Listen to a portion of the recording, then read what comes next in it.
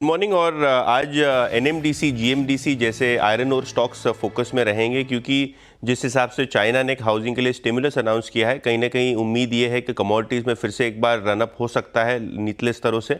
और आज चाइनीज़ के जो आयरन और फ्यूचर्स हैं वो 7-8% ऊपर बंद हुए हैं, जिसके कारण आज जीएमडीसी एनएमडीसी जैसे काउंटर्स में आप अच्छी खासी मजबूती देख रहे हैं।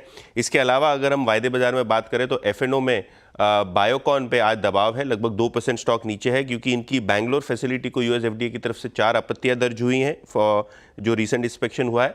इसके साथ मलेशिया में भी 5 ऑब्जर्वेशन इनकी ड्रग प्रोडक्ट फैसिलिटी को और 3 observation quality control lab facility को मिले हैं। तो कहीं ना कहीं मल्टीपल फैसिलिटीज़ को यूएस एफडीए की जो आपत्तियां आई हैं उसके बाद शेयर में आज प्रेशर दिख रहा है खुलते में।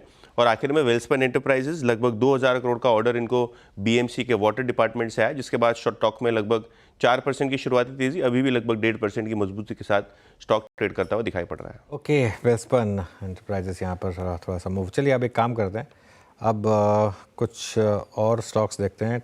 एफएमसीजी में क्लियर कट मूव है। Tata consumer products day high पर आया, करीब 1.5% ऊपर।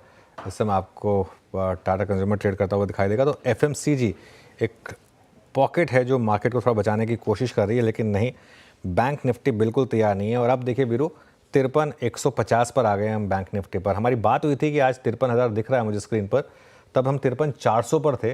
और ये मैं इसलिए कहता हूँ बार बार, क्योंकि मार्केट में ना आपको दोनों तरफ की ट्रेड्स लेने के लिए तैयार रहना चाहिए। भले ही व्यू लॉन्ग का हो, लेकिन अगर मार्केट क्रूशियल लेवल्स ब्रेक कर रहा हो, दिखा रहा है कि वो तैयार है, 53,650 जैसे ब्रेक हुआ, शॉर्ट्स ट्रिगर हुए या फिर स्टॉप लॉसेस ट्रिगर हुए, और अब देखिए 53,190 तक आ गए। मुझे लग रहा है 53,000 के आसपास मार्केट कोशिश करेगा एक बार थोड़ा सपोर्ट लेने की। 53,000 से 53,100 के आसपास थोड़ा मार्केट सपोर्ट लेने की कोशिश करेगा, लेकिन अभी के लिए तो इस समय वीकनेस काफ़ी है।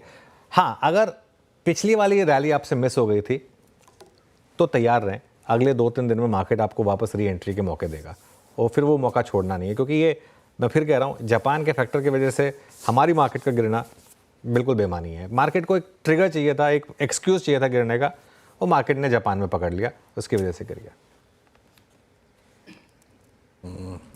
चलिए, तो प्लेसमेंट और इवेंट्स, और साथ ही साथ अगर आपने पिछली रैली मिस कर दी थी तो इस डिप को आप कंसिडर कर सकते हैं। मीनवाइल पिडिलाइट लिखे आइए स्क्रीन पे जरा प्लीज़, और क्रूड का रिट्रेसमेंट। पिडिलाइट हमने बात सुबह भी की थी स्पॉटलाइट में, स्ट्रॉन्ग ओपनिंग हुई, उसके बाद बैकफुट पे, बट एक बार फिर से 3382 पे याद रखिएगा पिडिलाइट की ये ऑल टाइम हाई ट्रैजेक्टरी